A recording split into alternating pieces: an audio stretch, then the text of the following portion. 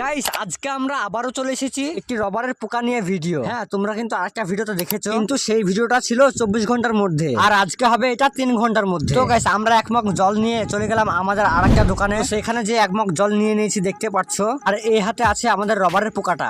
আজকে আমরা এই ক্যাকড়াটাকে 3 ঘন্টা রাখবো, তারপর দেখবো ক্যাকড়াটা ঠিক কতটা মোটা হয়।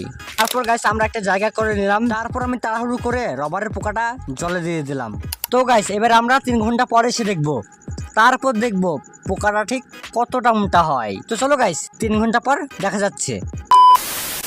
তো গাইস প্রায় 3 ঘন্টা পর চলে এসেছি আমরা সেই জায়গাটায় যেখানে আমরা রবারের পোকাটা রেখেছিলাম। তো আমরা মগটা নিয়ে নিলাম, চলো গাইস দেখাই যাক 3 ঘন্টার মধ্যে পোকাটা ঠিক কত মোটা হলো। তো এই যে হচ্ছে গাইস আমাদের রবারের পোকা, প্রায় 3 ঘন্টা জলে রাখার পর আমাদের রবারের পোকাটা ঠিক এত মোটা হয়েছে। তো হ্যাঁ গাইস, তোমরা যারা আমার ভিডিওটা এখনো লাস্ট পর্যন্ত দেখলে তাদেরকে মন থেকে ধন্যবাদ, আর হ্যাঁ সাবস্ক্রাইবও করে দিও।